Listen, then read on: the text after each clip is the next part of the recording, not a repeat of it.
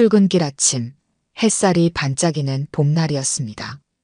이서윤은 평소와 다름없이 커피 한 잔을 들고 사무실로 향하고 있었어요. 30살 한창 일할 나이의 그녀에게 오늘도 바쁜 하루가 기다리고 있었죠. 그때였습니다. 갑자기 가슴이 조여오는 통증. 서윤은 자신의 가슴을 부여잡았습니다. 숨이 턱 막히고 시야가 흐려졌어요. 손에서 커피잔이 떨어지며 뜨거운 액체가 바닥에 쏟아졌죠. 괜찮으세요? 지나가던 행인의 목소리가 점점 멀어지는 것 같았습니다. 서윤은 그대로 쓰러졌어요. 의식이 희미해지는 가운데 누군가 급하게 119에 전화하는 소리가 들렸죠. 사이렌 소리와 함께 구급차가 도착했습니다. 응급구조사들이 신속하게 서윤의 상태를 확인했어요. 심정지 상태입니다. 즉시 심폐소생술 시작하겠습니다. 구급차 안에서 심장 마사지가 시작되었습니다. 응급구조사의 이마에 땀이 맺혔어요. 생과 사의 경계에서 서윤의 얼굴은 창백했죠. 보호자에게 연락해 주세요. 상태가 위중합니다. 서울중앙대학병원 응급실. 의료진이 달려와 서윤을 맞이했습니다. 응급실은 분주했어요. 의사와 간호사들이 신속하게 움직이며 각자의 역할을 수행했죠. 심전도 확인해 주세요. 혈압 떨어지고 있습니다. 정지현은 병원으로 향하는 택시 안에서 손을 떨고 있었습니다. 53세, 평생 딸을 위해 살아온 그녀에게 갑작스러운 전화 한 통은 세상을 무너뜨렸어요. 딸이 심정지로 쓰러졌다는 소식에 지현은 정신없이 택시를 잡아탔죠. 제발, 서윤아, 버텨라. 지현은 병원에 도착하자마자 응급실로 달려갔습니다. 간호사가 다가와 서류 뭉치를 내밀었어요. 보호자분이시죠? 긴급 수술이 필요합니다. 동의서 작성해 주세요. 지현은 떨리는 손으로 펜을 들었습니다. 눈물이 핑 돌았지만 이를 악물고 서류를 받아들었어요. 그러다 수술 동의서에 적힌 집도의 이름을 보는 순간 지현의 몸이 굳어버렸죠. 김도준. 그 이름을 본 순간 지현의 머릿속에서 시간이 거꾸로 흘렀습니다. 30년 전 그 이름은 지현의 전부였어요. 첫사랑이자 마지막 사랑이었던 그 사람. 자신을 버리고 떠난 그 사람. 그리고 서윤의. 생각할 틈도 없었습니다. 수술실 복도에서 한 남자가 급하게 걸어오고 있었어요. 하얀 가운을 입은 그는 60대 초반의 나이에도 여전히 단단한 체격을 유지하고 있었죠. 지현은 숨을 들이켰습니다. 보호자분이신가요? 응급심장 수술이 필요합니다. 고개를 든 남자와 눈이 마주친 순간 지현은 30년의 세월이 무색하게 그대로인 눈빛을 보았습니다. 검은 눈동자 속에 담긴 강렬함과 따스함. 시간이 지나도 변하지 않은 그 눈빛이었어요. 김도준. 30년 전 지현을 버리고 떠난 남자. 그리고 지금 딸의 심장을 살리기 위해 수술대에 오를 의사였죠. 시간이 멈춘 듯 했습니다.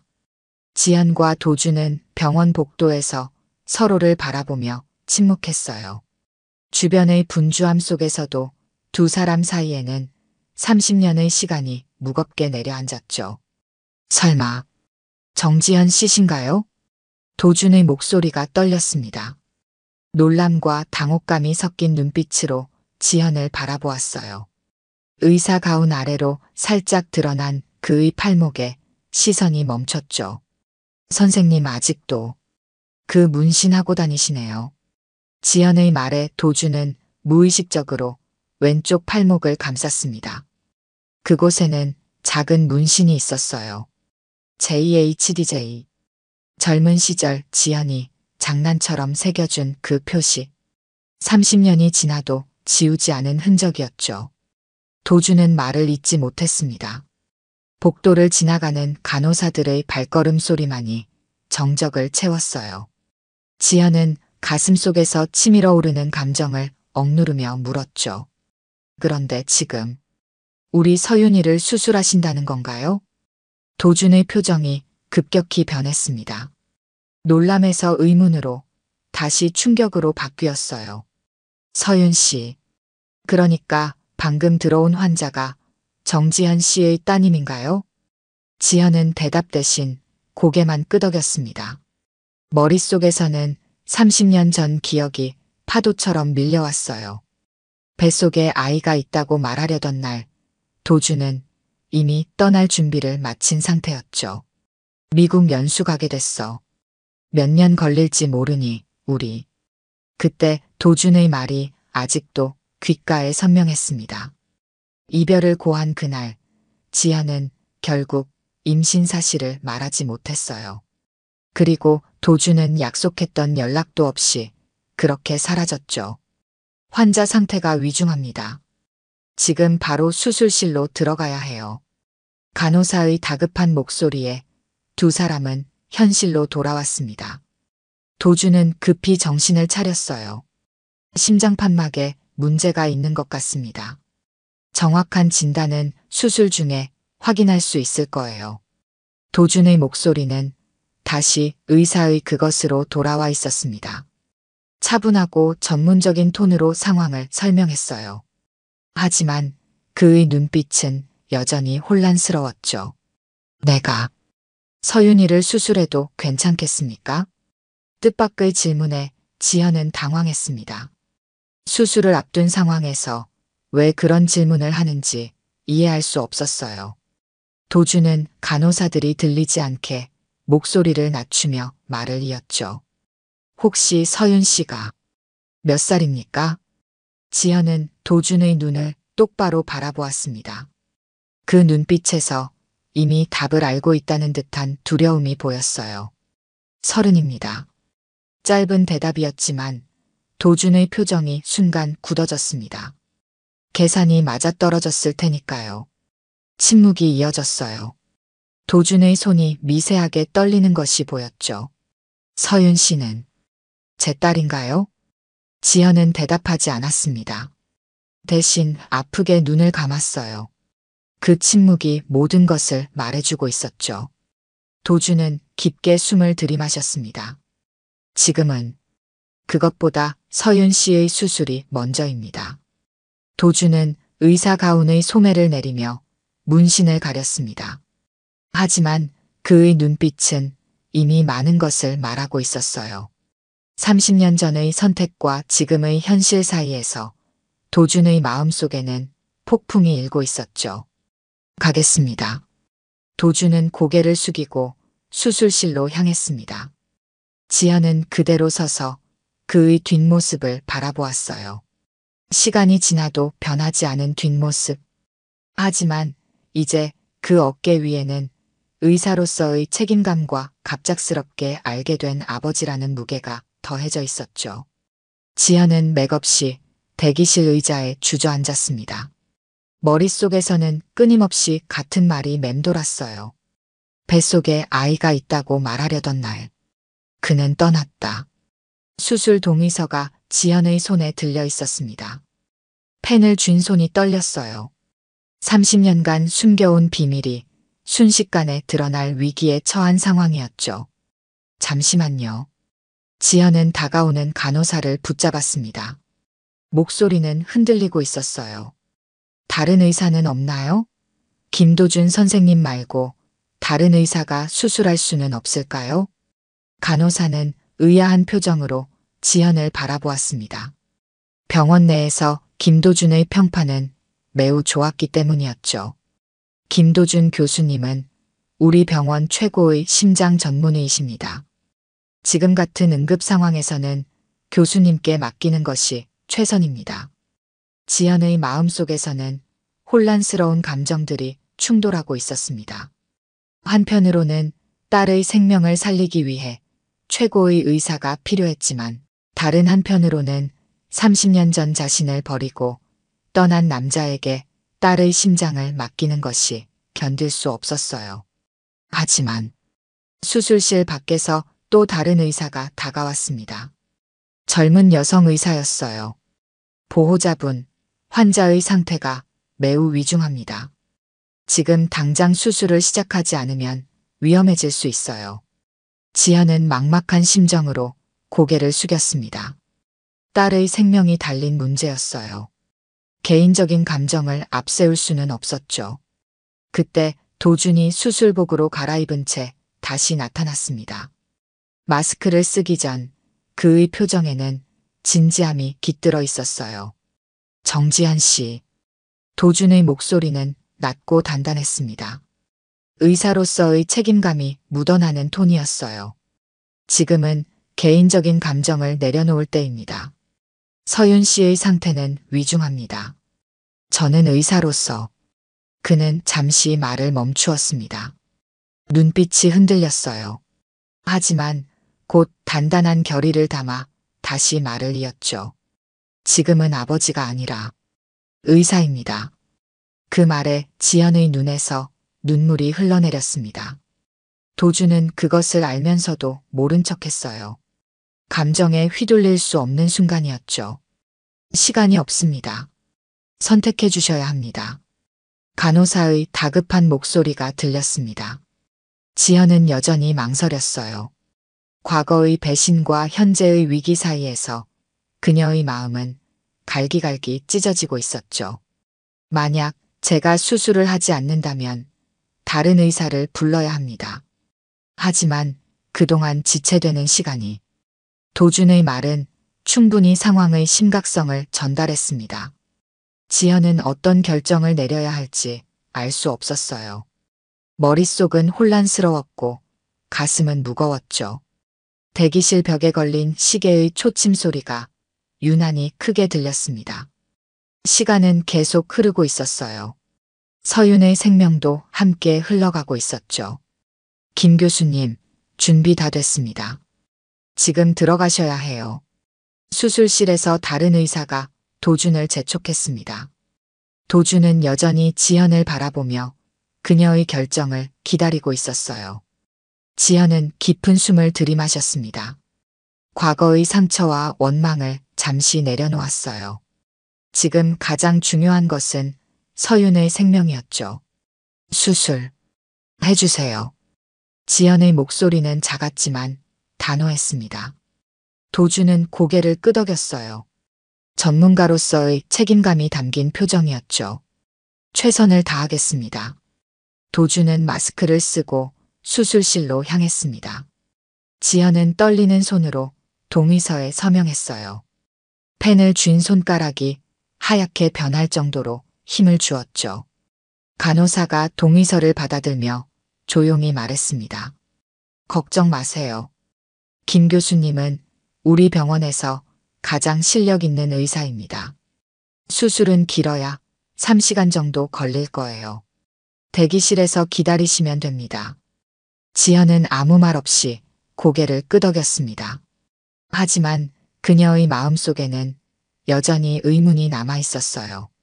김도준, 당신을 믿어도 될까요?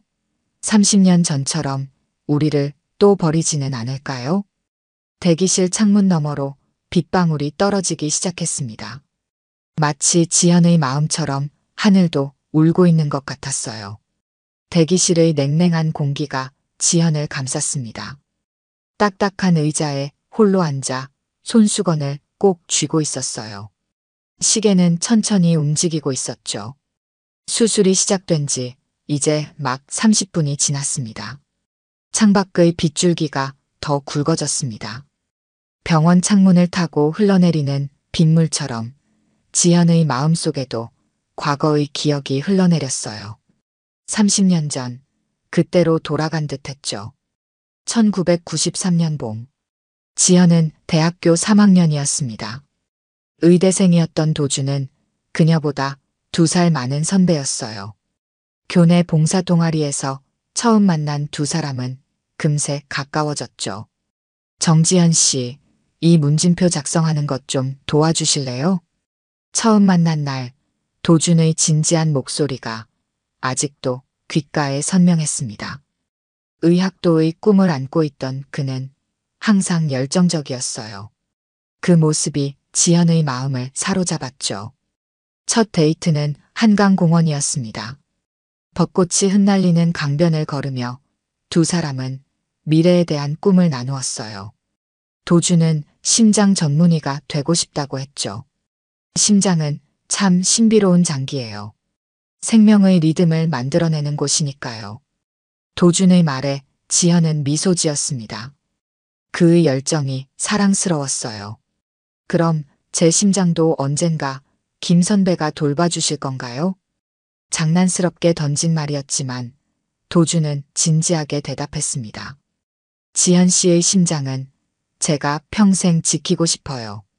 그 말을 믿었습니다. 지연은 처음으로 누군가를 온전히 신뢰했어요. 그들의 사랑은 깊어졌고 함께하는 시간이 늘어났죠. 어느 여름날 술 기운을 빌려 지연은 도준의 팔목에 문신을 새겨주었습니다. JHDJ.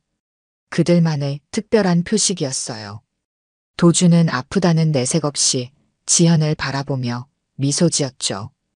이제 평생 지울 수 없겠네요. 우리의 약속처럼요. 행복했습니다. 누구보다 행복했어요. 그렇게 2년의 시간이 흘렀죠. 그러던 어느 날 갑작스러운 이별이 찾아왔습니다. 30살이 되어가던 도준에게 미국의 유명 병원에서 연수 제의가 온 거였어요. 꿈에 그리던 기회였죠. 미국 병원에 자리가 났어요. 제가 지원한 곳인데 합격했습니다. 도준의 목소리에는 기쁨과 동시에 망설임이 묻어 있었습니다. 지연은 그의 꿈을 응원하고 싶었어요. 하지만 가슴 한편에서는 불안함이 자라고 있었죠. 언제 돌아오실 건가요? 지연의 질문에 도준은 대답하지 못했습니다. 그의 침묵이 모든 것을 말해주고 있었어요. 나는 지연 씨를 데려갈 수 없어요. 적어도 몇 년은. 아니, 어쩌면 더 오래. 그날 밤 지연은 말하지 못했습니다. 2달 전부터 의심하고 있던 임신 증상, 그리고 그날 아침 확인한 양성 반응. 이 소식을 도준에게 전하려 했지만 그의 꿈을 가로막고 싶지 않았어요. 괜찮아요. 선배의 꿈이니까요. 응원할게요. 마지막 포옹을 나누던 날 지연의 뱃속에는 이미 새 생명이 자라고 있었습니다. 하지만 그녀는 끝내 말하지 않았어요. 도준은 약속했습니다. 자리를 잡으면 꼭 연락하겠다고. 하지만 연락은 오지 않았어요.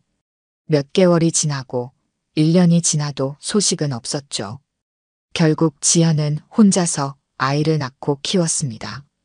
아빠는 어디 있어요? 어린 서윤의 물음에 지연은 항상 같은 대답을 했습니다. 아빠는 어려서 병으로 돌아가셨어. 하지만 하늘에서 서윤이를 항상 지켜보고 계실 거야. 그렇게 거짓말을 시작했습니다.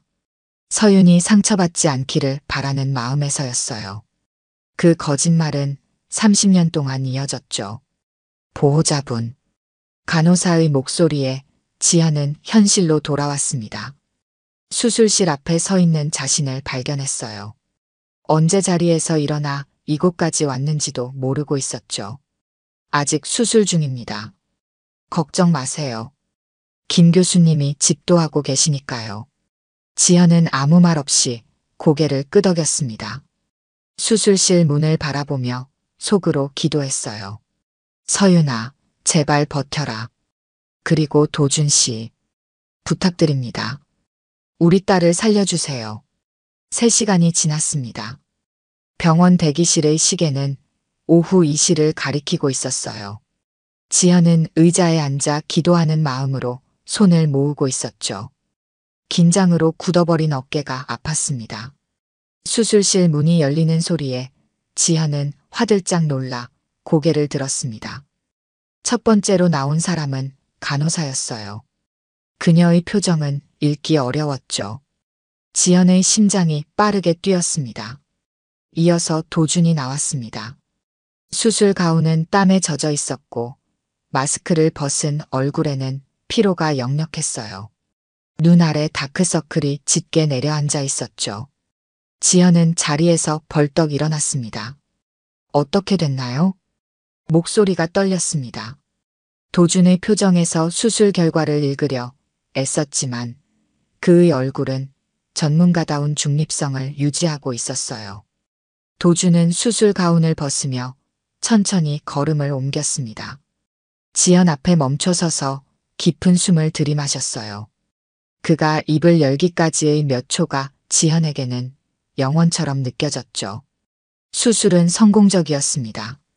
간결한 문장이었지만 그 말에 지연의 눈에서는 눈물이 쏟아졌습니다. 안도의 한숨과 함께 긴장이 풀리는 것 같았어요. 정말 감사합니다. 지연은 감정에 북받쳐 더 말을 잇지 못했습니다. 아무리 과거의 상처가 있다 해도 지금 도준은 딸의 생명을 구해준 의사였어요. 그것만으로도 충분히 고마웠죠. 도준은 천천히 고개를 끄덕였습니다. 그의 눈에도 복잡한 감정이 어려 있었어요. 서윤 씨의 상태는 생각보다 위중했습니다. 선천적인 심장 판막 이상이 있었어요. 의사로서의 전문적인 설명이 이어졌습니다.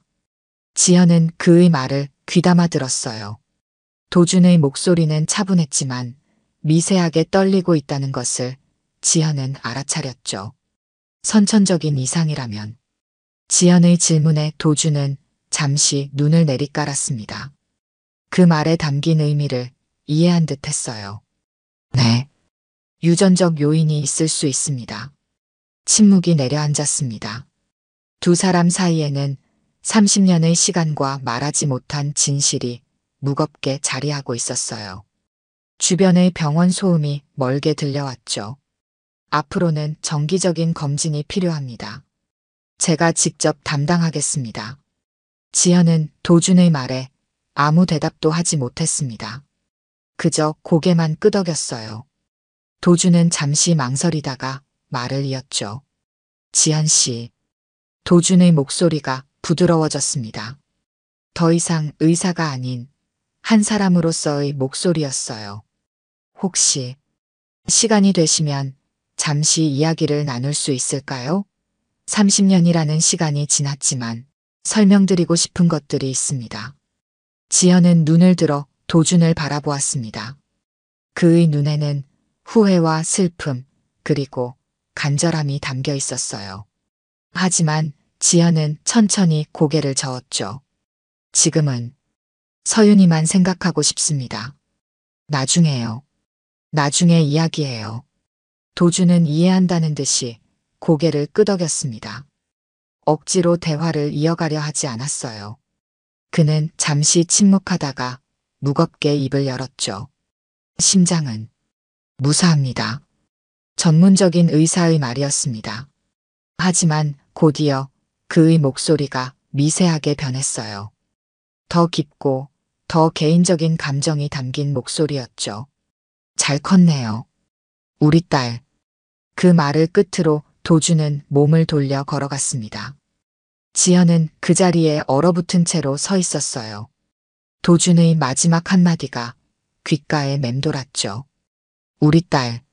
30년 동안 한 번도 들어본 적 없는 말이었습니다. 서윤에게는 아버지가 없었어요. 지연의 거짓말 속에서 아버지는 이미 죽은 사람이었죠. 하지만 이제 그 아버지가 눈앞에 나타났습니다.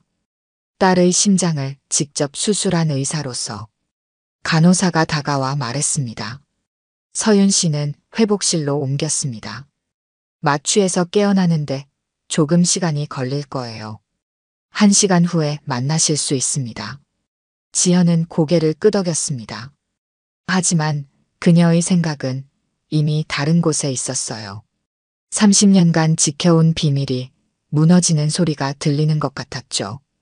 그리고 딸에게 어떻게 이 사실을 전할지 혹은 전하지 않을지 고민하는 마음으로 가득했습니다. 멀어지는 도준의 뒷모습을 바라보며 지연은 생각했습니다. 당신이 왜 우리를 버렸는지 그 이유를 알아야 할까요? 회복실의 정숙한 공기 속에서 서윤은 천천히 눈을 떴습니다. 흐릿한 시야로 하얀 천장을 바라보았어요. 몸에 연결된 각종 관과 기계들이 그녀의 상태를 감시하고 있었죠. 가슴에는 두꺼운 붕대가 감겨 있었습니다. 서윤아. 지연의 다정한 목소리가 들렸습니다. 서윤은 고개를 살짝 돌려 어머니를 바라보았어요. 지연의 얼굴에는 안도와 피로가 공존하고 있었죠. 엄마. 서윤의 목소리는 마취의 영향으로 여전히 허스키했습니다. 지연은 딸의 손을 부드럽게 잡아주었어요. 수술 잘 끝났어. 이제 푹 쉬어야 해. 서윤은 미소를 지으려 했지만 온몸이 욱신거려 얼굴을 찡그렸습니다. 지연은 재빨리 딸의 이마를 쓰다듬었어요. 아프면 말해. 간호사 선생님께 진통제 더 달라고 할게. 서윤은 고개를 저었습니다. 잠시 침묵이 흘렀어요. 방 안에는 심장 모니터의 규칙적인 비프음만 울렸죠. 수술은 어떻게 된 거예요? 서윤의 질문에 지연은 조심스럽게 설명했습니다.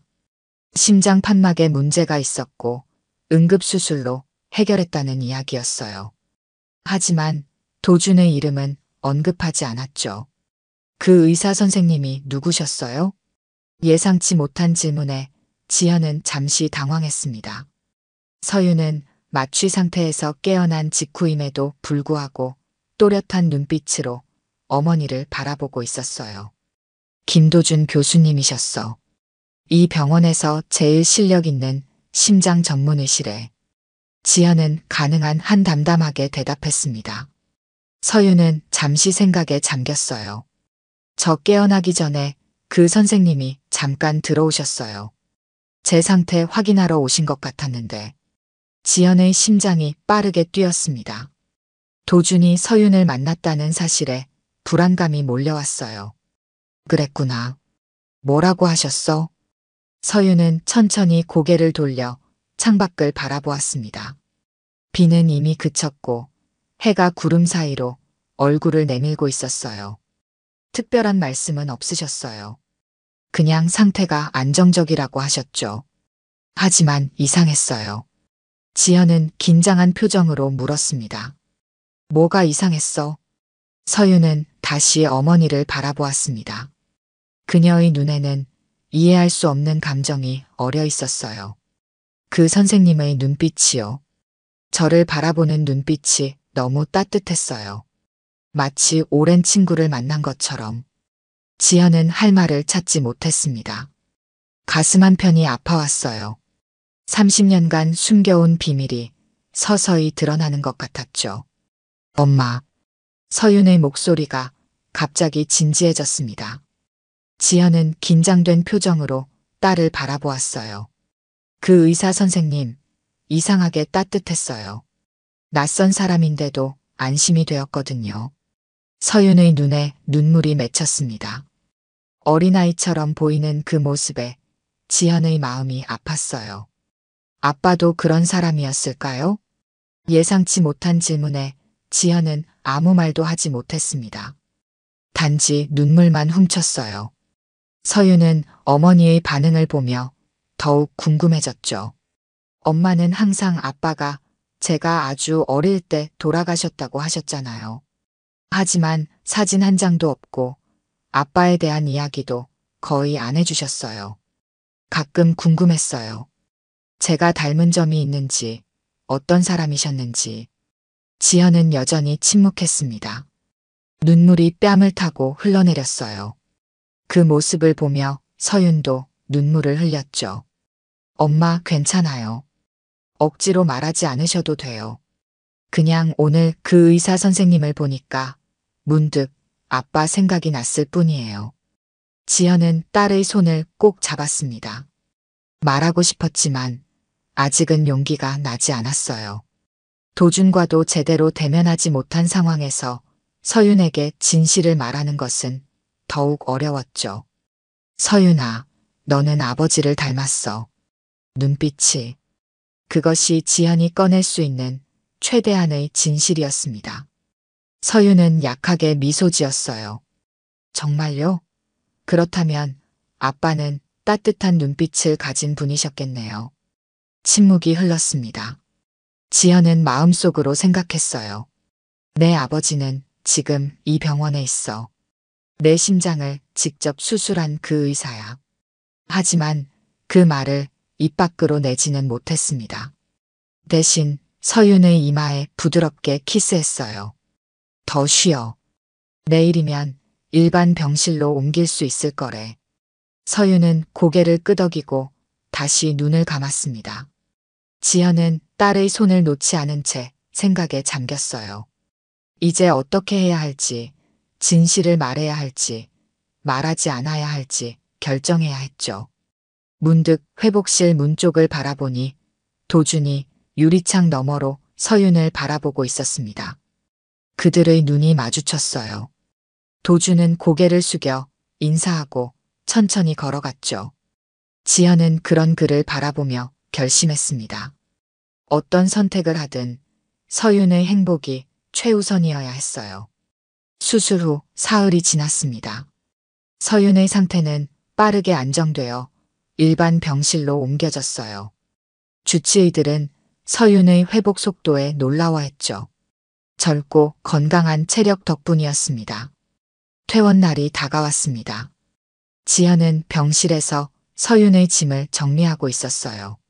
창밖으로 따스한 봄 햇살이 비치고 있었죠. 엄마, 제 화장품 파우치는요? 서윤이 침대에 앉아 물었습니다.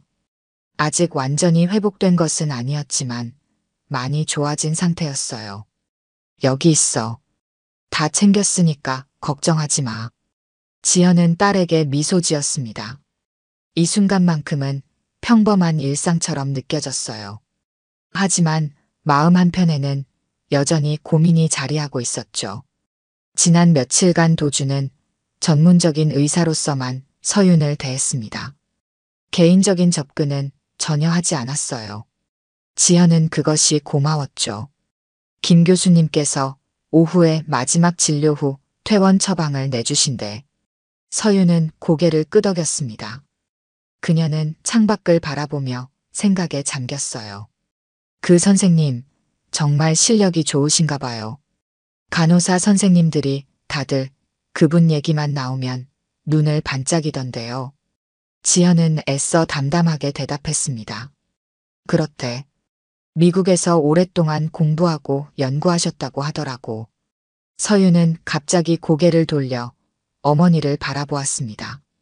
엄마는 그분 알고 계셨어요? 가끔 두 분이 아는 사이 같았는데. 예상치 못한 질문에 지연은 잠시 손을 멈추었습니다. 어떻게 대답해야 할지 고민했어요. 응, 옛날에 잠깐 알았던 사이야. 아주 오래전 일이지. 서윤은 더 묻지 않았습니다. 하지만 그녀의 눈빛에는 의문이 남아 있었어요. 병실에 가벼운 노크 소리가 들렸죠. 들어오세요. 문이 열리고 김도준이 들어왔습니다. 흰 가운을 입은 그의 모습은 여전히 위험 있었어요. 손에는 서류 몇 장과 함께 하얀 봉투를 들고 있었죠. 안녕하세요, 서윤 씨.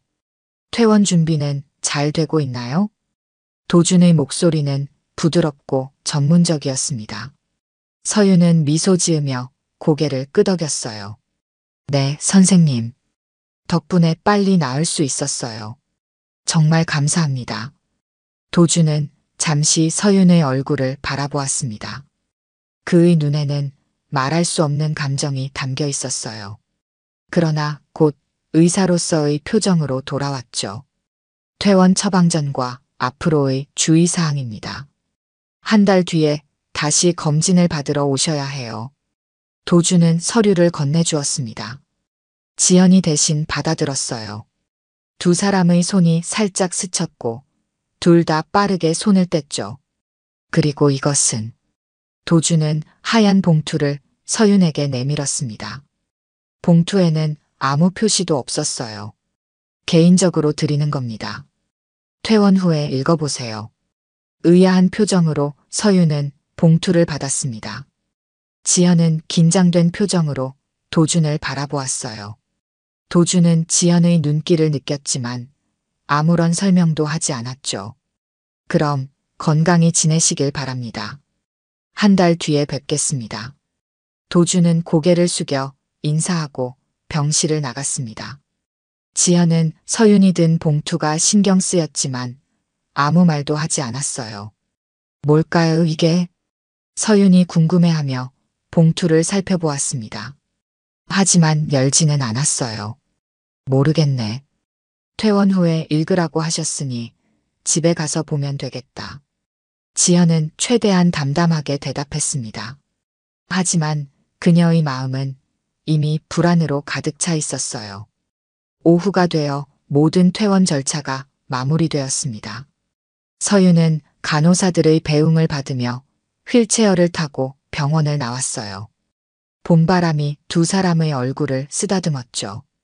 집으로 돌아온 서윤은 침대에 누웠습니다. 지연이 따뜻한 차를 준비해 오는 동안 서윤은 도준이 준 봉투를 열었어요. 안에는 한 장의 편지가 들어 있었죠. 서윤 씨에게. 편지의 시작이었습니다. 서윤은 호기심 어린 표정으로 읽기 시작했어요. 처음 뵙는 자리에서 이런 글을 전하게 되어 죄송합니다. 하지만 제가 의사로서 당신의 심장을 직접 들여다본 사람이기에 몇 가지 말씀드리고 싶었습니다. 당신의 심장은 강하고 아름답습니다. 많은 심장을 보아왔지만 당신의 것은 특별했습니다. 그것은 아마도 특별한 인연 때문일지도 모릅니다. 저와 당신의 어머니는 30년 전 젊은 시절에 알고 지낸 사이였습니다. 그리고 그 인연이 이제 당신을 통해 다시 이어졌다고 생각합니다. 긴 이야기를 하고 싶지만 그것은 당신이 선택할 문제입니다. 만약 과거에 대해 알고 싶으시다면 제 연락처를 아래 남겨두겠습니다. 원하신다면 언제든 연락 주십시오. 서윤 씨, 내가 어떤 선택을 하든 받아들이겠습니다. 다만 내 심장과 내 심장은 같은 박동을 가졌다는 것만 알아주세요. 편지의 끝에는 도준의 서명과 전화번호가 적혀 있었습니다. 서윤은 편지를 읽고 나서 오랫동안 침묵했어요. 그녀의 머릿속에는 수많은 의문이 떠올랐죠. 지연이 차를 들고 방에 들어왔을 때 서윤은 조용히 편지를 접어 다시 봉투에 넣었습니다. 아직은 어머니에게 보여줄 준비가 되지 않은 것 같았어요. 무슨 내용이었어? 조심스럽게 지연이 물었습니다. 서윤은 잠시 생각하다가 대답했어요. 그냥 건강관리에 대한 조언이었어요. 특별한 내용은 없었어요. 서윤은 거짓말했습니다. 편지의 내용을 혼자 생각해 볼 시간이 필요했어요. 그리고 어쩌면 나중에 김도준을 직접 만나볼지도 모른다는 생각이 들었죠. 지연은 딸의 표정을 살폈습니다. 거짓말인 것을 알았지만 더 묻지 않았어요. 때가 되면 서윤이 스스로 물어볼 것이라고 생각했죠. 그리고 그때가 오면 지연도 30년간의 진실을 말할 준비를 해야 했습니다. 수술 후 한 달이 지났습니다. 서윤은 놀라운 속도로 회복하여 이제 가벼운 업무로 복귀한 상태였어요. 지연은 딸의 건강을 세심하게 챙겼죠. 약 복용 시간, 식이요법, 충분한 휴식까지 모든 것을 관리했습니다. 그러나 두 사람 사이에는 말하지 않는 긴장감이 흐르고 있었어요. 도준의 편지 이후 서윤은 그것에 대해 어머니에게 한마디도 하지 않았죠. 하지만 종종 생각에 잠겨 멍하니 창밖을 바라보는 모습을 보였습니다. 오늘은 병원에서 정기 검진을 받는 날이었어요. 지연은 서윤과 함께 병원을 찾았습니다. 접수대에서 이름을 말하자 간호사가 안내했죠. 김도준 교수님께서 직접 진료하신다고 말씀하셨습니다. 3번 진료실로 들어가시면 됩니다. 서윤은 고개를 끄덕였습니다. 지연은 불안한 표정으로 주위를 둘러보았어요. 한 달 동안 도준과 연락하지 않았지만 이날이 올 것을 알고 있었죠. 진료실 앞에 도착한 두 사람은 잠시 멈춰 섰습니다. 서윤이 문득 어머니를 바라보며 말했어요. 엄마, 저 혼자 들어가도 될까요? 예상치 못한 요청이었습니다. 지연은 놀란 표정으로 딸을 바라보았어요. 왜? 무슨 일 있니? 서윤은 잠시 망설이다가 가방에서 도준의 편지를 꺼냈습니다. 지난 한 달간 여러 번 읽은 듯 모서리가 약간 구겨져 있었어요. 이 편지요. 김 교수님께 물어보고 싶은 게 있어요. 지연의 얼굴이 창백해졌습니다. 그녀는 편지 내용을 읽지 않았지만 무엇에 관한 것인지 짐작할 수 있었어요. 서윤아, 그건. 서윤은 부드럽게 미소 지었습니다. 괜찮아요, 엄마. 저는 그저 몇 가지 궁금한 점이 있을 뿐이에요. 혼자 이야기하고 싶어요. 지연은 망설였습니다. 하지만 딸의 단호한 눈빛을 보고 결국 고개를 끄덕였어요. 알았어. 밖에서 기다릴게. 서윤은 고마운 표정으로 어머니를 바라본 후 문을 두드렸습니다. 안에서 도준의 목소리가 들렸어요. 들어오세요. 서윤이 진료실로 들어가자 도준은 자리에서 일어나 맞이했습니다. 그는 여전히 전문가다운 모습이었지만 눈빛에는 긴장감이 어려 있었어요. 안녕하세요, 서윤 씨. 건강해 보이네요. 어머니는 안 오셨나요? 서윤은 조용히 대답했습니다. 밖에서 기다리고 계세요. 제가 혼자 들어오고 싶다고 했어요. 도준은 잠시 놀란 표정을 지었지만 이내 고개를 끄덕였습니다. 그는 서윤에게 자리를 권했어요. 앉으세요. 오늘 검진 결과를 보고 이야기하겠습니다. 기본적인 검진이 진행되었습니다. 혈압 측정, 심장 소리 청진, 상처 부위 확인까지 모든 과정이 전문적이고 신속하게 이루어졌어요. 회복이 아주 좋습니다. 심장 기능도 정상으로 돌아오고 있어요. 아무래도 젊고 건강한 체력이 도움이 된 것 같네요. 도준은 차트에 기록을 마치며 말했습니다. 서윤은 진료가 끝나자 가방에서 편지를 꺼내 도준에게 보여주었어요. 이 편지에 관해 이야기하고 싶습니다. 도준의 표정이 굳어졌습니다. 그는 천천히 안경을 벗고 깊은 숨을 들이마셨어요. 그렇군요. 질문이 있으신가요? 서윤은 편지를 내려놓고 도준을 똑바로 바라보았습니다. 그녀의 눈빛은 단호했어요. 선생님과 어머니는 어떤 사이셨나요? 그리고 이 편지에서 말한 같은 박동이란 무슨 의미인가요? 도준은 잠시 침묵했습니다. 그는 서윤의 얼굴을 자세히 살펴보았어요. 자신의 눈과 닮은 그 눈동자, 지현을 닮은 입술 모양. 30년 만에 만난 자신의 딸이었죠. 정직하게 말씀드려야 할 것 같군요. 저와 지현 씨는 30년 전 깊은 사이였습니다. 그때 제가 미국으로 연수를 떠나게 되었고, 도준은 과거를 천천히 설명했습니다. 미국으로 떠나야 했던 상황, 지현과의 이별, 그리고 연락이 끊기게 된 이유까지. 하지만 가장 중요한 사실은 아직 말하지 않았어요. 서윤은 차분하게 듣고 있었습니다. 그녀는 어머니가 평생 숨겨온 비밀을 직감적으로 깨닫고 있었어요. 선생님이 서윤이 말을 끝맺지 못하자 도준은 고개를 끄덕였습니다. 네, 그럴 가능성이 높습니다. 하지만 확신하기 위해서는 검사가 필요할 수도 있어요.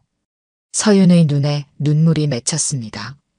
30년간 아버지 없이 자라온 그녀에게 이 진실은 너무 갑작스러웠어요. 왜 돌아오지 않으셨나요? 왜 연락하지 않으셨어요? 도준의 눈에도 눈물이 고였습니다. 그는 천천히 대답했어요. 처음에는 자리를 잡기 위해 모든 것을 포기했습니다. 나중에 연락하려 했지만 지현 씨의 연락처가 바뀌어 있었어요. 그때는 SNS도 없었고 찾기가 어려웠죠. 몇 년 후 한국에 잠시 돌아왔을 때 수소문했지만 도준은 말을 멈추었습니다. 변명처럼 들릴까봐 두려웠어요. 서윤은 잠시 침묵했습니다. 그녀는 창밖을 바라보다가 다시 도준을 향해 고개를 돌렸어요. 선생님. 서윤의 목소리는 차분했습니다. 한 가지만 물어볼게요. 30년 전 왜 그러셨어요? 단순하지만 깊은 질문이었습니다. 도준의 눈에서 눈물이 흘러내렸어요. 그는 서윤의 질문의 진짜 의미를 알았죠. 왜 어머니와 자신을 버렸는지, 왜 책임을 지지 않았는지. 도준이 입을 열려는 순간 진료실 문이 열렸습니다. 지연이 걱정스러운 표정으로 들어왔어요. 서윤아, 괜찮니? 시간이 너무 오래 걸려서. 지연은 도준과 서윤이 눈물을 흘리는 모습을 보고 말을 멈추었습니다.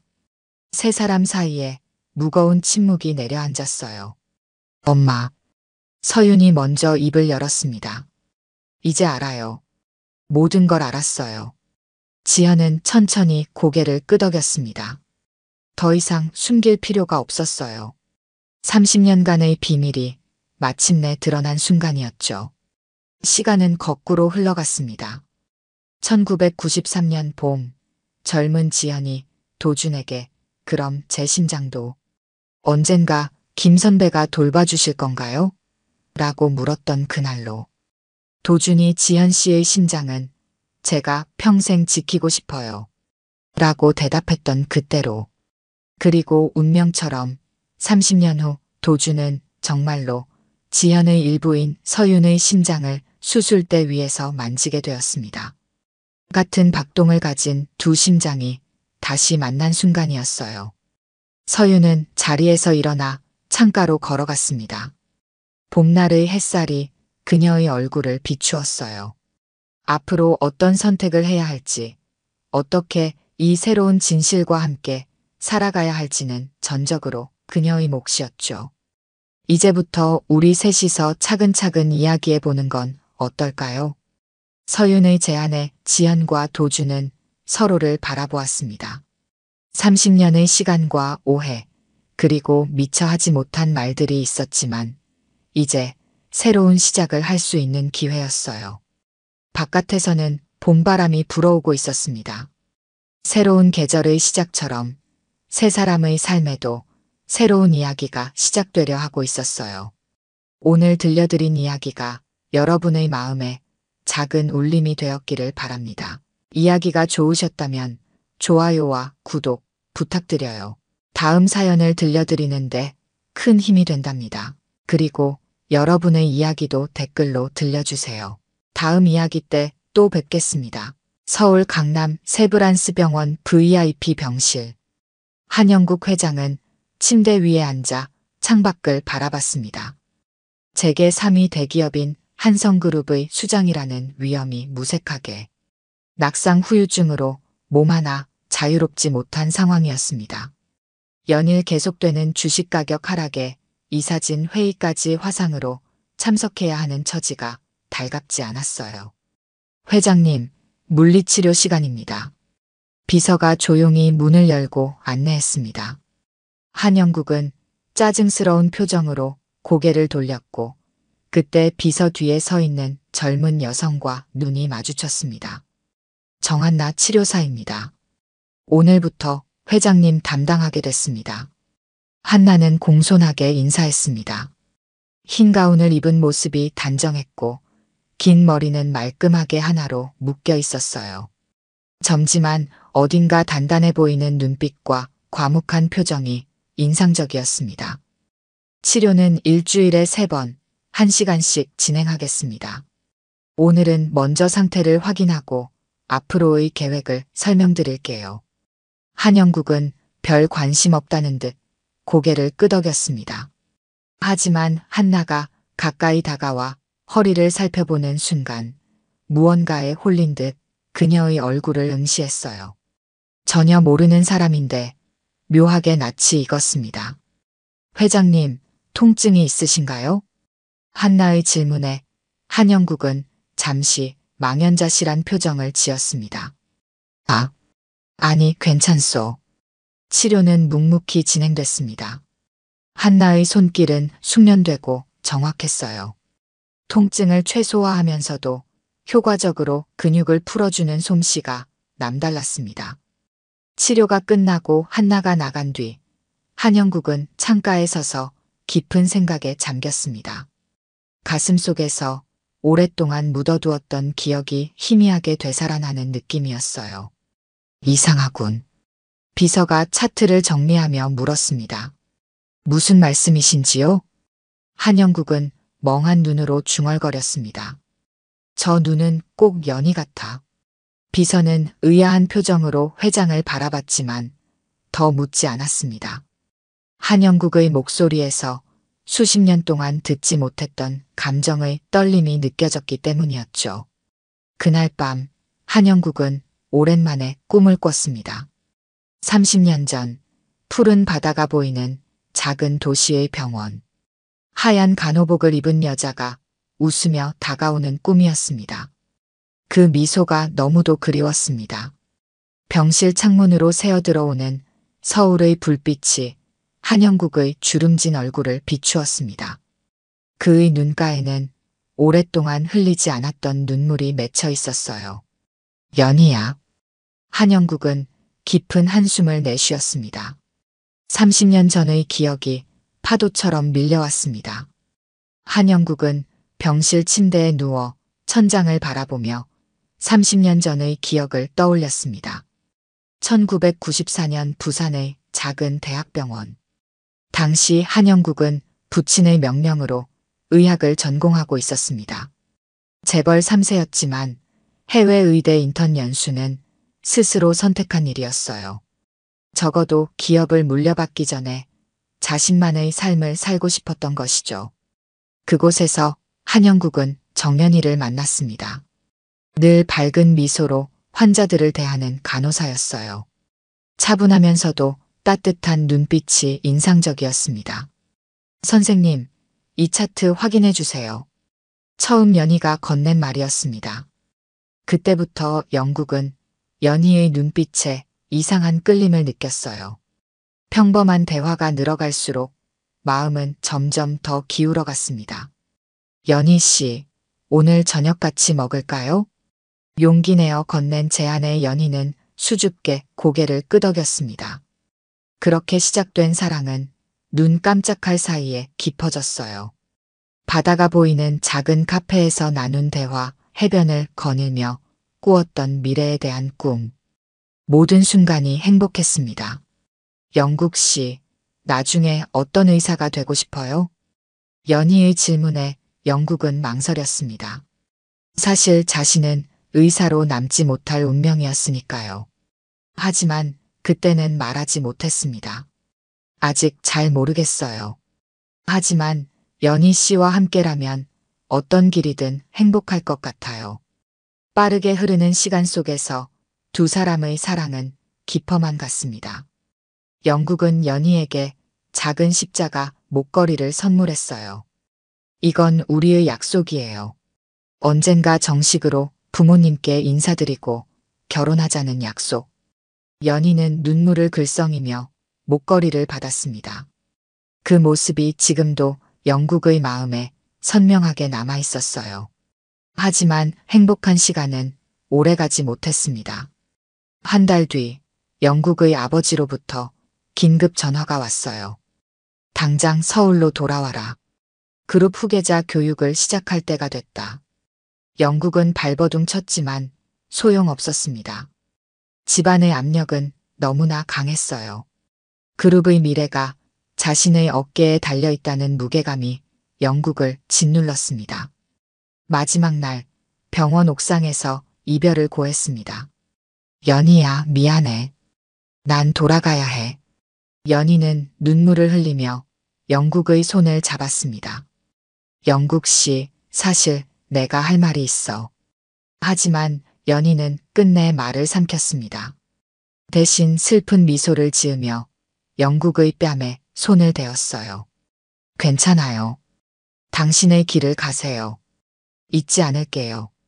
그것이 마지막 만남이었습니다. 영국은 서울로 돌아와 정략 결혼을 했고 세 자녀를 두게 되었어요. 기업은 나날이 성장했지만 그의 마음 한구석에는 늘 연희를 향한 그리움이 자리하고 있었습니다. 연희를 찾으려 했지만 이미 병원을 그만두고 행방불명이 되었다는 말만 들었어요.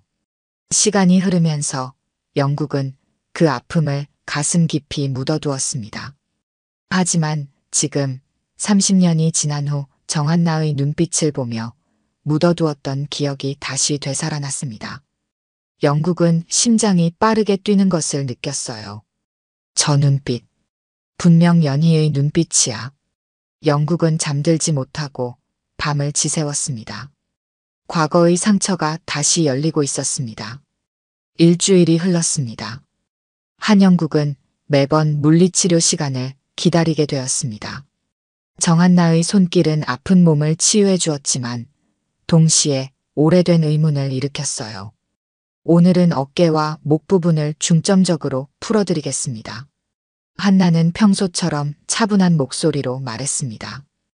영국은 고개를 끄덕이며 그녀의 모든 동작을 주시했어요. 한나가 집중하여 등 근육을 풀어주는 동안 영국은 그녀의 얼굴에서 연희의 흔적을 찾으려 애썼습니다. 한나가 몸을 숙여 영국의 어깨를 치료하는 순간이었습니다. 가운 사이로 무언가가 반짝였어요. 작은 십자가 목걸이였습니다. 영국의 눈이 커졌습니다. 심장이 멎을 것 같았어요. 저 목걸이. 30년 전 연희에게 선물했던 바로 그것이 아닌가? 영국은 숨을 고르며 물었습니다. 치료사님, 혹시 그 목걸이 특별한 의미가 있나요? 한나는 잠시 멈칫했습니다. 손으로 목걸이를 만지며 조심스럽게 대답했어요. 이건 어머니가 주신 거예요. 항상 소중히 여기라고 하셨죠. 영국의 가슴이 쿵 내려앉았습니다. 머릿속이 하얘졌어요. 정연이가 그토록 하려 했던 말, 그날 옥상에서 끝내 하지 못했던 말이 무엇이었는지 짐작이 갔습니다. 치료가 끝난 후 영국은 자신의 의심을 확인해야 했습니다. 비서를 불러 조용히 지시했어요. 정한나 치료사의 개인정보를 찾아봐. 특히 가족관계와 출생정보를 중점적으로. 비서는 의아한 표정이었지만 고개를 끄덕였습니다. 다음 날 아침 봉투 하나가 영국의 손에 전달되었어요. 병원 기록에 따르면 정한나는 보호자 없이 혼자 살고 있었습니다. 모친은 몇 달 전 폐암으로 사망했고 부친은 불명으로 기재되어 있었어요. 그리고 가장 충격적인 사실, 모친의 이름은 정은이었습니다. 영국은 손이 떨렸습니다. 노트북을 열어 추가 정보를 검색했어요. 주민등록 초본 사본이 화면에 나타났습니다. 정은이의 개명 전 이름은 정연이었습니다. 개명 시점은 한나가 태어난 직후였어요. 연희가 이름을 바꿨구나. 영국은 의자에 깊이 몸을 묻었습니다. 눈앞이 캄캄해졌어요. 그날 연희가 하려 했던 말, 그리고 갑작스러운 이별 후 행방불명된 이유. 모든 것이 하나로 연결되었습니다. 설마 한나가 내 딸이란 말인가? 영국은 창가에 서서 병원 정원을 내려다보았습니다. 마침 한나가 점심시간에 벤치에 앉아 도시락을 먹고 있었어요. 혼자서 조용히 밥을 먹는 모습이 왠지 쓸쓸해 보였습니다. 그날 밤 영국은 혈압이 급상승해 응급처치를 받았습니다. 의사는 과로와 스트레스를 원인으로 지목했지만 진짜 이유는 따로 있었어요. 영국은 밤새 잠을 이루지 못했습니다. 침대에 누운 채 영국은 30년 전 놓쳐버린 시간들을 생각했습니다. 만약 연희의 말을 끝까지 들었더라면, 만약 연희를 찾아갔더라면, 만약 자신의 심장을 따랐더라면, 한나는 어떤 삶을 살았을까요? 창밖으로 서울의 불빛이 빛나고 있었습니다. 그 불빛 속에서 영국은 가슴 아픈 진실을 마주하고 있었어요. 자신이 몰랐던 딸이 이제 와서 자신을 치료하고 있다는 아이러니한 현실을. 영국은 손을 뻗어 휴대폰을 집어들었습니다. 연희의 사진을 찾기 위해 오래된 파일들을 뒤적였어요. 마침내 발견한 흑백 사진 속 젊은 연희의 미소는 한나와 너무나 닮아 있었습니다. 어떻게 이제서야 알게 된 걸까? 영국의 눈에서 눈물이 흘러내렸습니다. 30년의 시간이 너무 늦게 찾아온 진실 앞에 무력했습니다. 다음 날 아침, 한영국은 조금씩 걸을 수 있게 되었습니다. 담당 의사는 병원 복도를 하루 2번씩 걷는 것을 권장했어요. 영국은 이를 기회로 한나에 대해 더 알아보기로 했습니다. 점심시간, 영국은 비서의 도움을 받아 천천히 병원 구내식당으로 향했습니다. 그곳에서 우연처럼 한나와 마주치길 바랐어요. 운이 좋았습니다. 한나는 혼자 구석 테이블에 앉아 식사 중이었습니다. 정치료사님, 혹시 같이 식사해도 될까요? 한나는 놀란 표정이었지만 공손히 자리를 권했습니다. 물론이죠, 회장님. 어떻게 여기까지 오셨어요? 컨디션이 많이 좋아지셨나 보네요. 영국은 미소 지었습니다. 덕분에 조금씩 나아지고 있소. 치료사님의 손길이 특별한 것 같아요. 한나는 부끄러운 듯 고개를 숙였습니다. 영국은 그녀의 사생활에 조금씩 다가가려 했어요. 치료사님은 이 병원에서 오래 일하셨나요? 3년 정도 됐습니다. 대학 졸업 후 바로 왔어요. 영국은 식사를 하며 자연스럽게 대화를 이어갔습니다. 가족들은 서울에 계신가요? 한나의 얼굴이 잠시 굳었습니다. 그리고 담담하게 대답했어요. 어머니는 몇 달 전에 돌아가셨고, 아버지는 없어요. 원래 없었어요. 그 순간 영국의 손이 떨렸습니다. 젓가락이 테이블 위로 떨어졌어요. 심장이 철렁 내려앉는 느낌이었습니다. 괜찮으세요, 회장님? 한나가 걱정스러운 표정으로 물었습니다. 영국은 간신히 미소를 지었습니다. 괜찮소.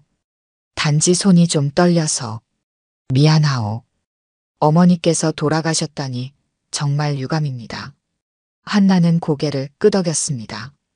감사합니다. 어머니는 폐암으로 오래 투병하셨어요.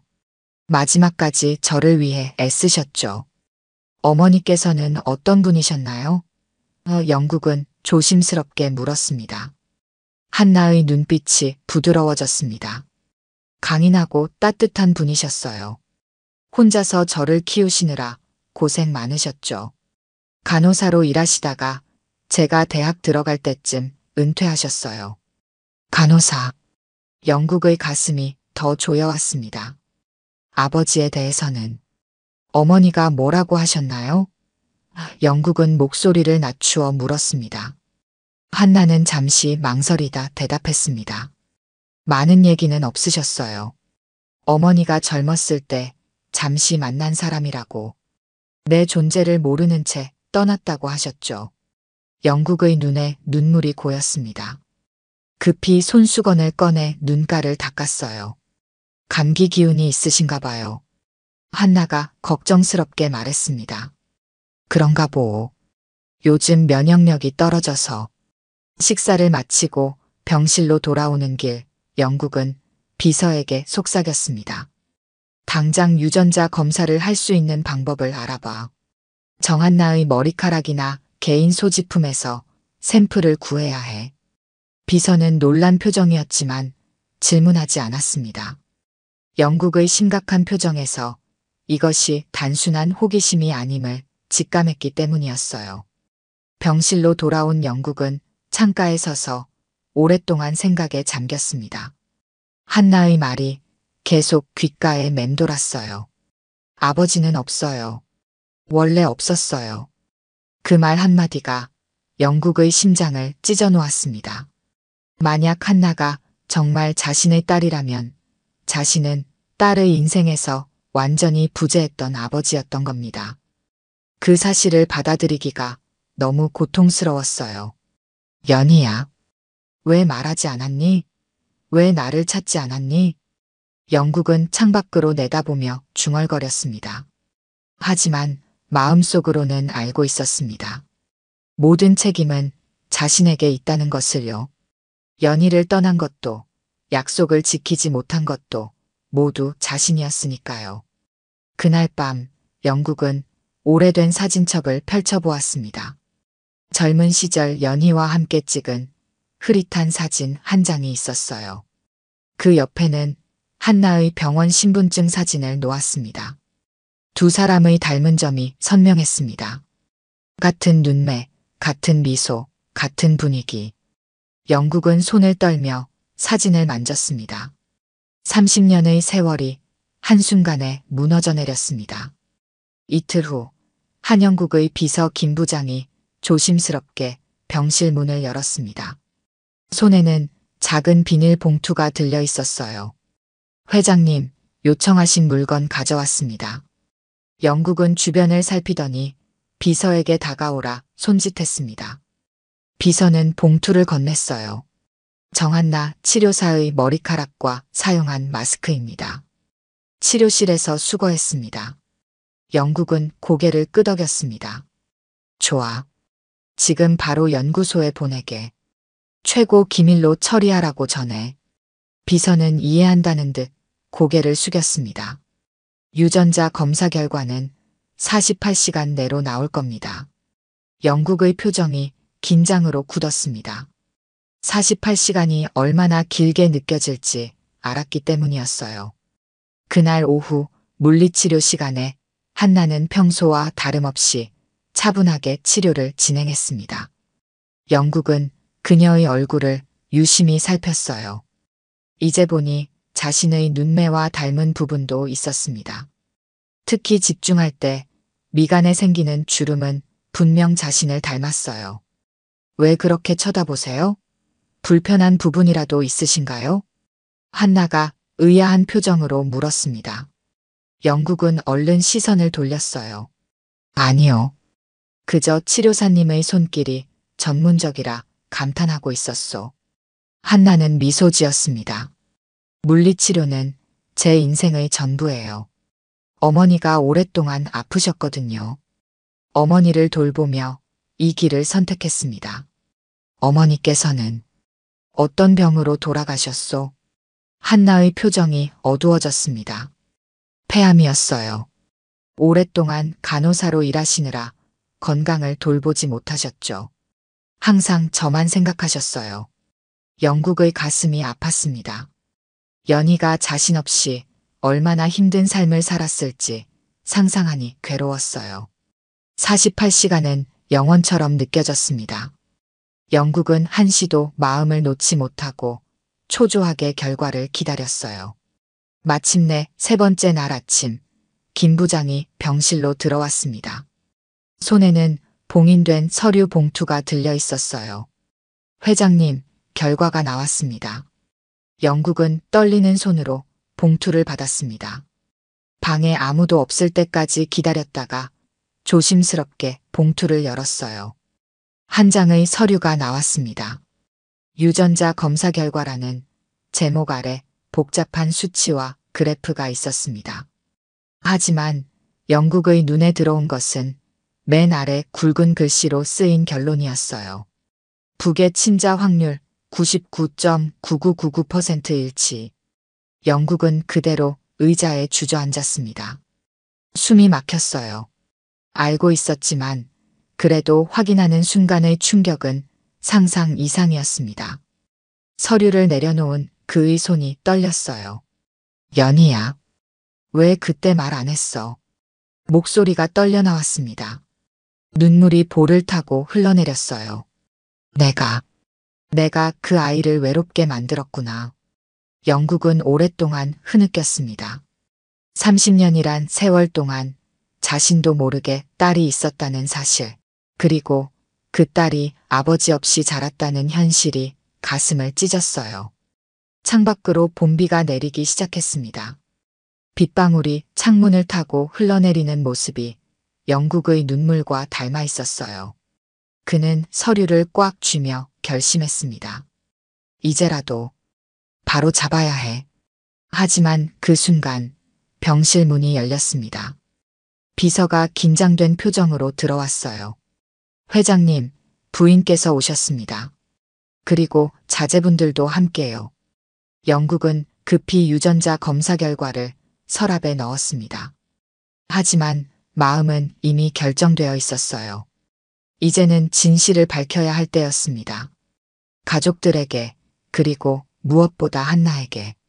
비서가 나간 후 영국은 침대에 앉아 깊은 숨을 내쉬었습니다. 앞으로 다가올 폭풍을 준비해야 했어요. 하지만 이상하게도 마음은 평온했습니다. 오랫동안 짊어졌던 무거운 짐을 내려놓을 시간이 온 것 같았어요. 창밖의 비는 점점 더 거세게 내렸습니다. 마치 오래된 죄와 후회를 씻어내리는 듯 했어요. 한성그룹 본사 23층 회의실. 한영국은 휠체어에 앉아 테이블 끝에 자리했습니다. 맞은편에는 부인 민숙자와 자녀들이 굳은 표정으로 앉아 있었어요. 다들 바쁜데 갑자기 무슨 일이신지. 장남 한도윤이 먼저 입을 열었습니다. 영국은 깊은 숨을 내쉬었습니다. 오늘 중요한 이야기를 해야 할 것 같구나. 그리고는 테이블 위에 봉투를 올려놓았어요. 유전자 검사 결과가 담긴 봉투였습니다. 이게 뭡니까? 차남 한도진이 물었습니다. 영국은 천천히 이야기를 시작했습니다. 30년 전 내가 의대생이었을 때 만난 사람이 있었다. 정연이라는 간호사였지. 민숙자의 표정이 굳어졌습니다. 영국과의 결혼이 정략 결혼이었음을 알고 있었지만 과거 연인에 대한 이야기는 처음 듣는 것이었어요. 그때 나는 아버지의 뜻을 거스르지 못하고 그녀를 떠나 너희 어머니와 결혼했다. 하지만 내가 몰랐던 사실이 있었어. 영국은 봉투를 열어 유전자 검사 결과를 꺼냈습니다. 연희는 내 아이를 가진 채로 떠났던 거야. 뭐라고요? 민숙자가 자리에서 벌떡 일어났습니다. 얼굴이 하얗게 질려 있었어요. 영국은 무거운 표정으로 계속했습니다. 그 아이가 지금 내 물리치료를 맡고 있는 정한나라는 치료사야. 유전자 검사 결과 99.9999% 일치한다. 순간 회의실이 얼어붙었습니다. 한동안 아무도 말을 하지 못했어요. 민숙자가 먼저 목소리를 높였습니다. 세상에 혼외자가 있었다고요? 이 나이에 무슨 망신입니까? 회장님, 딸 한지연도 충격받은 표정이었습니다. 아버지, 이런 일을 왜 이제 와서? 한도윤은 서류를 집어들고 꼼꼼히 살펴보았습니다. 차가운 표정으로 물었어요. 이걸로 뭘 하실 생각이십니까? 설마 그 사람을 가족으로 인정하시려는 건 아니겠죠? 영국은 단호하게 대답했습니다. 그래, 바로 그 생각이다. 한나는 내 피야. 내 자식이라고. 장내가 순식간에 아수라장이 되었습니다. 민숙자는 히스테리컬하게 소리쳤어요. 30년 전 연인의 딸이라고요? 증거가 이것뿐입니까? 모함일 수도 있잖아요. 그 여자가 돈을 노리고 접근한 걸 수도 있어요. 영국은 고개를 저었습니다. 한나는 내가 누군지도 모른다. 자신이 내 딸인 것도 아직 모르고 있어. 아버지. 도진이 조용히 말했습니다. 이런 사실이 언론에 새나가면 그룹 전체가 흔들릴 수 있습니다. 주가에도 큰 타격이 있을 거예요. 맞아요. 지연이 거들었습니다. 더구나 지금은 후계 구도가 논의되는 시점인데 갑자기 혼외자가 등장하면 이사회에서도 문제가 될 거예요. 영국은 단호하게 말했습니다. 이건 기업의 문제가 아니라 인간으로서의 문제다. 내가 30년 동안 모르고 살았다고 해서 그 아이에게 책임을 다하지 않을 이유가 되지 않는다. 민숙자가 차가운 목소리로 물었습니다. 그래서 어쩌겠다는 거예요? 재산을 나눠주겠다는 겁니까? 영국은 깊은 숨을 내쉬었습니다. 그 아이에게 아무런 잘못 없다. 날 미워해도 그녀는 내 피다. 한성가의 일원으로 인정할 생각이다. 절대 안 됩니다. 도윤이 테이블을 내리쳤습니다. 이런 식으로 갑자기 외부인을 들여오면 그룹 전체가 흔들릴 겁니다. 더구나 그 치료사가 회장님의 지위를 노리고 있다면요. 영국은 고개를 저었습니다. 한나는 그런 사람이 아니다. 너희가 만나보면 알 거야. 민숙자의 눈에 눈물이 고였습니다. 30년 넘게 회장님 내조했는데 이런 식으로 저를 무시하시는 건가요? 영국은 한숨을 내쉬었습니다. 숙자, 자네를 무시하는 게 아니야. 하지만 이건 내가 반드시 해야 할 일이네. 회의실 안의 긴장감이 극에 달했습니다. 가족 간의 균열이 눈에 보일 듯 했어요. 그룹 비서실장이 조심스럽게 문을 두드렸습니다. 회장님, 이사회에서 연락이 왔습니다. 이 소식을 들었다면서요. 영국은 놀란 표정이었습니다. 벌써 새어나갔나? 도윤이 냉소적으로 웃었습니다. 이런 일이 비밀로 묻힐 리 없잖아요. 이사회에서도 난리가 났을 겁니다. 영국은 휠체어에서 일어서려 했지만 힘이 부족했습니다. 대신 단호한 목소리로 말했어요. 내 결정은 변함없다. 한나에게 모든 진실을 말할 것이며 그녀가 원한다면 가족으로 인정할 것이다. 민숙자와 자녀들의 얼굴에 분노와 당혹감이 교차했습니다. 한성가의 오랜 평화는 깨졌고 권력 다툼의 서막이 올랐어요. 그날 밤 한성그룹 본사 건물의 불빛이 평소보다 늦게까지 꺼지지 않았습니다. 가족 내 균열은 이제 돌이킬 수 없는 지경에 이르렀어요. 다음 날 아침 한영국은 병원에서 마지막 물리치료를 받게 되었습니다. 퇴원을 앞두고 있었기 때문이었죠. 한나는 평소처럼 조용히 치료실에 들어왔습니다. 오늘이 마지막 치료네요, 회장님. 상태가 많이 좋아지셨어요. 영국은 한나의 얼굴을 바라보았습니다. 이제 와서 보니 자신과 닮은 점이 더욱 뚜렷하게 보였어요. 특히 인매와 턱선이 자신의 젊은 시절과 꼭 닮아 있었습니다. 정치료사, 치료 후에 잠시 시간을 내줄 수 있겠소? 개인적인 대화를 나누고 싶네. 한나는 의아한 표정이었지만 고개를 끄덕였습니다. 물론이죠. 치료 후에 시간 내겠습니다. 치료는 평소보다 더 조용한 분위기 속에서 진행되었습니다. 영국은 한나의 모든 동작을 유심히 관찰했어요. 딸의 삶을 30년이나 놓쳤다는 생각에 가슴이 아팠습니다. 치료가 끝난 후 영국은 한나에게 병원 옥상으로 가자고 제안했습니다. 그곳은 사람들의 시선을 피할 수 있는 조용한 공간이었어요. 옥상에 도착하자 봄바람이 두 사람을 반겼습니다. 하늘은 맑았고 멀리 서울의 전경이 펼쳐져 있었어요. 영국은 잠시 침묵하다 입을 열었습니다. 정한나 씨, 혹시 어머니에 대해 더 자세히 알려줄 수 있겠소?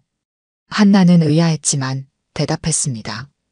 어머니는 부산에서 간호사로 일하시다가 제가 태어난 후 서울로 오셨어요.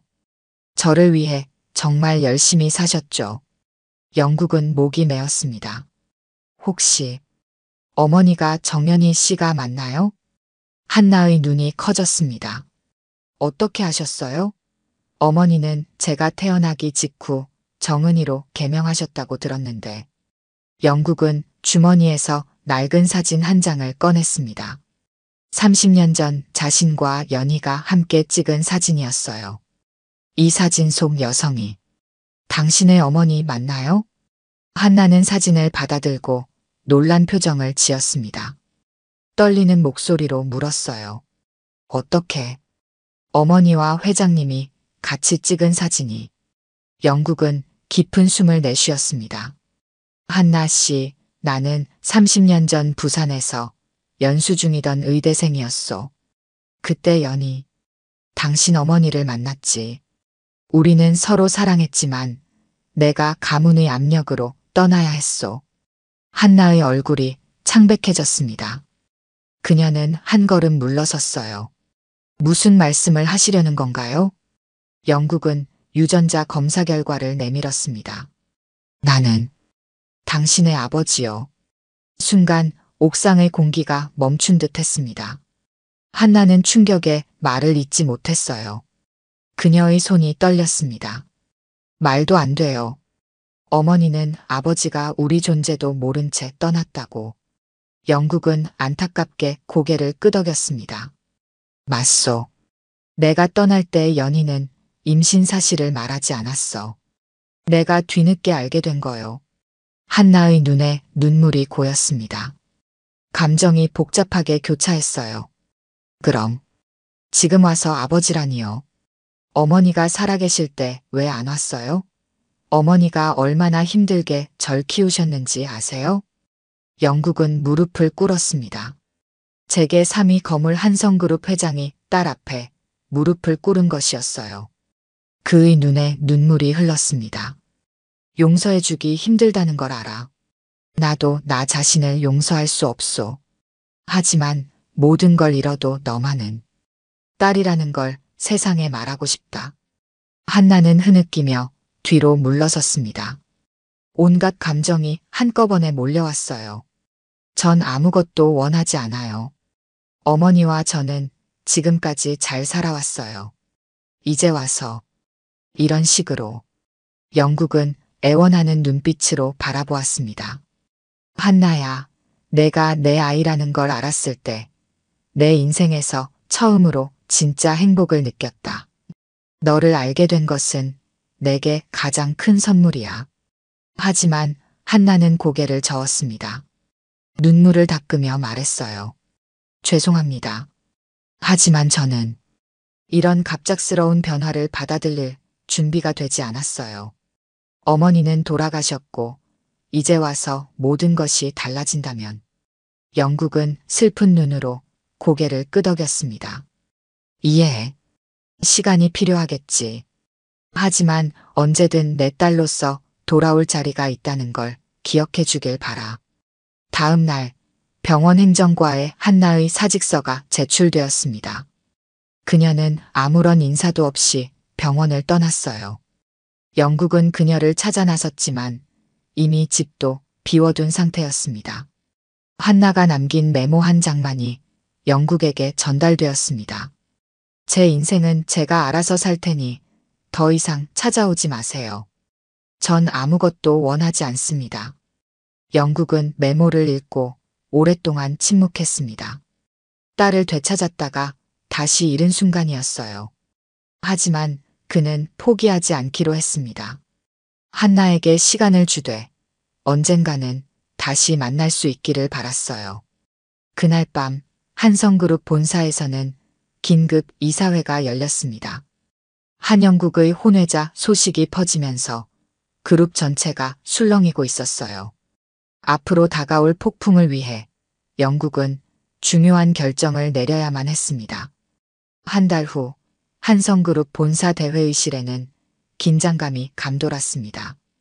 주요 언론사들이 모인 가운데 한영국은 중대 발표를 준비하고 있었어요. 지난 몇 주간 혼외자 소문으로 회사 주가는 요동쳤고 이사회는 분열되었습니다. 영국은 단상에 섰습니다. 그의 옆에는 민숙자와 자녀들이 굳은 표정으로 앉아 있었어요. 오늘 저는 중요한 결정을 알리기 위해 이 자리에 섰습니다. 저는 한성그룹 회장직에서 자진 사퇴합니다. 기자들 사이에서 술렁임이 일었습니다. 카메라 플래시가 연달아 터졌어요. 개인적인 이유로 더 이상 그룹을 이끌 수 없다고 판단했습니다. 후임 회장은 이사회에서 결정될 것이며 저는 명예회장으로 물러나 고문 역할만 수행하겠습니다. 민숙자의 얼굴에 미소가 번졌습니다. 그녀는 이 순간을 기다려왔던 듯 했어요. 반면 도윤과 도진의 표정은 복잡했습니다. 두 형제 사이에 후계 경쟁이 치열해질 것이 분명했기 때문이었죠. 기자회견이 끝난 후 한성가의 본가에서는 가족회의가 열렸습니다. 민숙자가 먼저 입을 열었어요. 이제 그 여자 일은 끝난 건가요? 더 이상 우리 가족에게 영향을 주지 않겠죠? 영국은 피곤한 표정으로 대답했습니다. 한나에 대한 이야기를 하는 것이라면 그건 개인적인 문제야. 회사 일과는 별개로 하겠다. 지연이 한숨을 내쉬었습니다. 아버지, 이제 와서 그 사람을 찾아다니면 언론에 또 보도될 거예요. 그냥 평범하게 사는 그 사람도 원치 않을 거예요. 영국은 창밖을 바라보며 말했습니다. 내가 찾든 말든 그건 내 문제야. 너희는 각자 할 일이나 해라. 도윤이 냉소적인 미소를 지었습니다. 회장직을 내려놓으셨으니 이제 제가 후계자로 나서야겠죠? 도진이 날카롭게 끼어들었습니다. 형, 이사회에서 결정한다고 하셨잖아요. 아직 정해진 게 없어요. 두 형제의 눈빛에서 팽팽한 긴장감이 느껴졌습니다. 지연은 무력한 표정으로 두 오빠를 바라보았어요. 가족의 균열은 이제 돌이킬 수 없을 만큼 깊어져 버렸습니다. 영국은 조용히 자리에서 일어났습니다. 각자 하고 싶은 대로 하게. 나는 지쳤다. 그렇게 3달이 흘렀습니다. 한성그룹은 후계 구도를 놓고 내부 권력 다툼이 격화되었습니다. 도윤과 도진은 서로를 견제하며 이사들의 지지를 얻기 위해 동분서주했어요. 그 와중에 외부 세력까지 개입하면서 상황은 더욱 복잡해졌습니다. 영국은 그런 소식들을 멀리서 지켜보았습니다. 그의 관심은 오직 한나를 찾는 데 있었어요. 하지만 한나는 철저히 자취를 감췄습니다. 영국이 보낸 편지나 연락은 모두 무응답이었어요. 어느 가을날 영국은 한 소식을 듣게 되었습니다. 서울 외곽의 작은 도서관에서 물리치료 봉사활동을 하는 한나의 소식이었어요. 영국은 직접 찾아가지 않았습니다. 대신 작은 상자 하나를 배달원을 통해 보냈어요. 한나는 도서관에서 장애 아동들에게 물리치료를 가르치고 있었습니다. 그녀의 얼굴은 평온해 보였어요. 비록 병원을 그만두고 수입은 줄었지만 아이들과 함께하는 시간이 그녀에게 위안을 주는 듯 했습니다. 그날 오후 도서관 데스크에 한나 앞으로 온 소포가 놓여 있었습니다. 한나는 의아한 표정으로 상자를 열었어요. 그 안에는 오래된 십자가 목걸이 하나와 봉투가 들어 있었습니다. 목걸이는 어머니가 평생 소중히 간직했던 것과 똑같았어요. 떨리는 손으로 봉투를 열었습니다. 안에는 직접 쓴 손편지가 있었어요. 딸아, 내가 이 편지를 읽고 있다면 그것만으로도 나는 감사하다. 우리의 만남이 너무 늦었고 내가 너무 많은 것을 놓쳤다는 것을 알고 있다. 내 어머니가 얼마나 강인하고 훌륭한 사람이었는지, 그리고 너를 얼마나 사랑했는지 이제야 깨닫는다. 너에게 남길 건 이름도 재산도 아니야. 오직 이 말뿐이란다. 사랑한다. 내가 내 딸이라는 사실이 내 인생에서 가장 큰 축복이다. 내가 원한다면 언제든 내게 돌아올 수 있어. 하지만 그렇지 않더라도 괜찮다. 내 인생은 내 것이니까. 다만 알아주었으면 한다. 내가 누구든 어디에 있든 아버지의 사랑은 변함없다는 것을.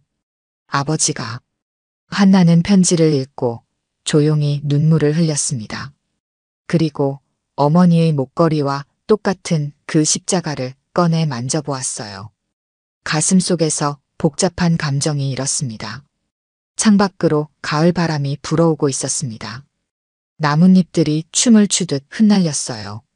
한나는 편지를 조용히 접고 가방에 넣었습니다. 그리고 어떤 결정을 내린 듯 입가에 작은 미소가 번졌어요.